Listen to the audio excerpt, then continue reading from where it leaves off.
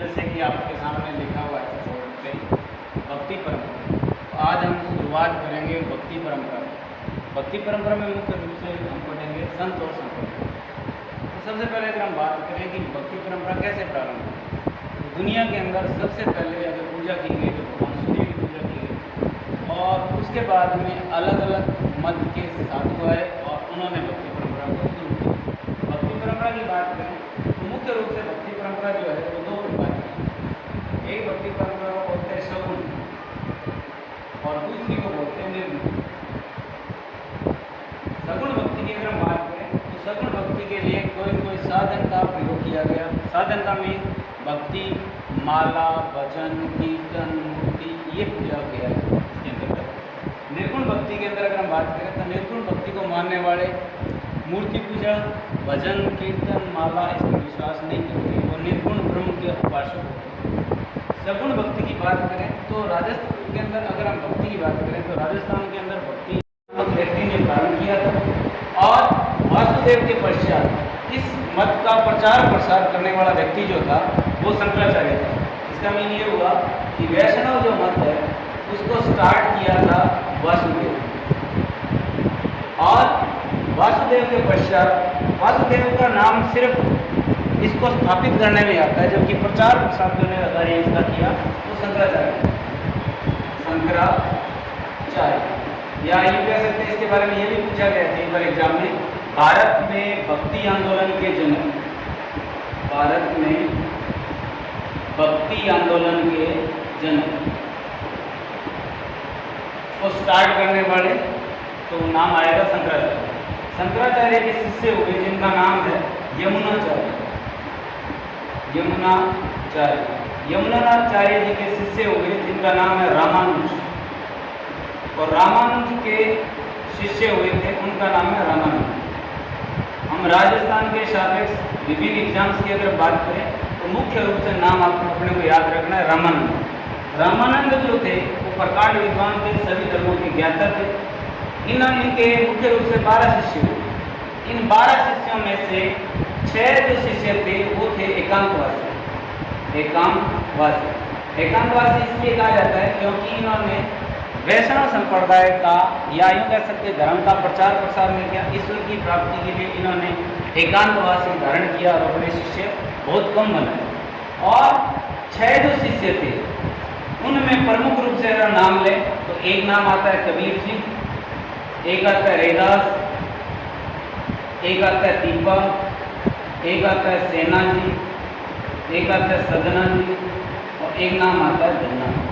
यानी अगर हम बात करें 6 शिष्यों की, इन्होंने वैष्णव संप्रदाय का खूब प्रचार प्रसार किया। राजस्थान के एग्जाम्स के अकॉर्डिंग अगर हम बात करें तो इन शिष्यों में से सिर्फ हम 3 पढ़ेंगे, रैदास, दीपा और धन्ना। इन तीनों को हम डिटेल में पढ़ेंगे। अब एक चीज़ हो रहा है कि समाज के अंदर फैली हुई बुराइयाँ या छुआछूत उनको दूर करने का भी इन संतों ने प्रयास किया। इस कारण रामानंद ने अलग अलग जाति के अपने शिष्य बनाए और उन्हें खूब ज्ञान दिया। अगर हम बात करें कि रामानंद के एक शिष्य हुए जो एकांतवासी परंपरा के थे, जिनमें नाम आता है अनंतानंद जी। अनंतानंद जी, ये अनंतानंद जी जो थे इनके एक शिष्य हुए जिनका नाम है कृष्णदास तेहर। कृष्णदास तेहर। स्टूडेंट्स, आप जानते होंगे कि पेयहारी का मीन होता है आहार में केवल दूध ही लेते थे। इन्होंने अपना गुरु तो बनाया था अनंतानंद, परंतु सानिध्य पाया इन्होंने रामानंद। कृष्णदास पेयहारी जो थे इनके शिष्य हुए अगरदास जी, और अगरदास जी के शिष्य हुए किलन जी। ये तो बात हुई वैष्णव संप्रदाय के शिष्यों की परंपरा। अब हम बात करते हैं कि यहाँ राजस्थान में कैसे एंट्री होती है। तो बीच में एक चीज़ और भी बात करते हैं हम कि शंकराचार्य भारत में भक्ति आंदोलन के जनक माने जाते हैं। ऐसे ही दक्षिणी भारत के अंदर भक्ति आंदोलन के जनक जो माने जाते हैं वो यमुनाचार्य को कहा जाता है। इसी तरह से राजस्थान के अंदर भक्ति परंपरा को लाने वाले जो संत थे वो थे रामानंद। तो यूँ कह सकते हैं कि दक्षिणी भारत से भक्ति आंदोलन को उत्तरी भारत में, या यूँ कह सकते हैं कि दक्षिणी भारत से राजस्थान के अंदर लाने वाले संत है वो है रामानंद। तो इसकी शुरुआत कैसे हुई कि राजस्थान के अंदर एक स्थान है जिसका नाम है गलता जी, जिसे मंकी वैली के नाम से भी जानते हैं, जयपुर डिस्ट्रिक्ट के अंदर है। गलता तीर्थ की स्थापना की थी गालव ऋषि ने। गलता तीर्थ की स्थापना गालव ऋषि के द्वारा की गई। यहाँ समय के साथ साथ में नाथ संप्रदाय के एक गुरु थे जिनका नाम था चतुरनाथ, ये निवास करते थे। इधर कृष्णदास जी पेहारी अपने शिष्यों के साथ में विचरण करते हुए गलता तीर्थ पहुंचते। गलता तीर्थ पहुंचकर चतुरनाथ से रिक्वेस्ट करते हैं कि हम भी धर्म के प्रचारक हैं, हम भी यहाँ रहकर शिष्यों के साथ में भजन कीर्तन करना चाहते हैं। ये जो चतुरनाथ है ये उस समय यहाँ गलता जी के, या यूँ कह सकते हैं बुढ़ाड़ जो क्षेत्र जयपुर है, यहाँ का राजा था पृथ्वीराज। पृथ्वीराज इनके गुरु थे। तो ये अपने मध्य में ये इनको कहते हैं कि आप मेरे से शास्त्रार्थ कीजिए, और अगर आप मेरे को शास्त्रों में हरा देते हो तो मैं ये स्थान जो है वो आपको भेंट कर दूँगा। तब वो अनाउंस किया गया, यानी घोषणा की गई, और चतुरनाथ और कृष्णदास पेहारी का पृथ्वीराज की उपस्थिति के अंदर शास्त्रार्थ हुआ, और इस शास्त्रार्थ में रामानंद के शिष्य ही कृष्णदास पेहारी विजयी हुए, और इस कारण से चतुरनाथ ये स्थान जो है छोड़कर चले गए, और राजस्थान में वैष्णव संप्रदाय जो है वो स्थापित हो गया। अब बात करें प्रश्न की।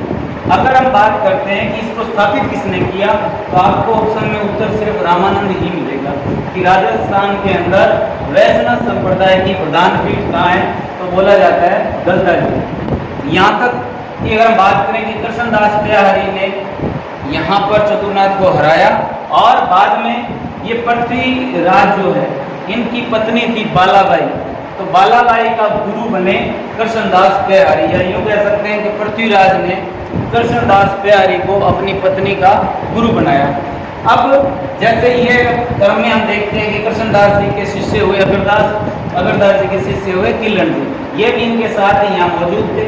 काफ़ी समय बाद में अगरदास जी ने कृष्णदास जी को कहा कि मैं यहाँ से जाकर दूसरे स्थान पर भी धर्म का या वैष्णव मत का प्रचार प्रसार करता हूँ। तो ये अगरदास जी राजस्थान के अंदर एक जगह है जिसका नाम है रेवासा, और ये पड़ती है सीकर डिस्ट्रिक्ट। स्टूडेंट्स आप जानते होंगे रेवासा में जीण माता का मंदिर भी उपस्थित है। तो रेवासा सीकर जाकर इन्होंने राम और सीता की युगल रूप में पूजा की, और राम को रसिया नायक मानकर पूजा, और इसी कारण से इस संप्रदाय की ब्रांच विकसित हुई जिसका विकास अगरदास जी ने कहा, और इस पीठ का नाम या इस संप्रदाय का नाम रखा गया रसिक संप्रदाय। तो अगर आपसे ये पूछा जाए कि रसिक संप्रदाय की प्रधान पीठ कहाँ है, तो रेवासा सीकर है। प्रवर्तक की अगर हम बात करें तो कहेंगे अगरदास जी है। और इस रसिक संप्रदाय के अन्य नाम भी आता है, जैसे जानकी संप्रदाय, सिया संप्रदाय या रहस्य संप्रदाय भी कहते हैं। इसमें भगवान राम की और सीता की युगल रूप में पूजा करते हैं, और राम को रसिया नायक मानकर पूजा की जाती है। इस संप्रदाय के अंदर यहाँ पीठ स्थापित होने के पश्चात किलन जी ने इस संप्रदाय के अंदर राम और सीता की पूजा की थी।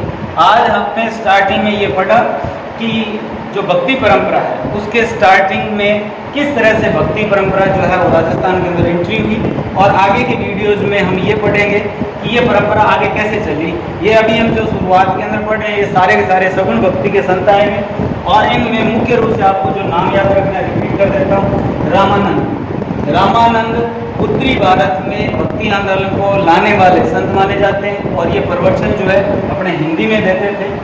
और कृष्णदास पेहारी है, इन्होंने चतुरनाथ को हराया, और गलता जी में रामानंदी संप्रदाय या यूँ कह सकते हैं वैष्णव संप्रदाय की प्रधान पीठ होगी।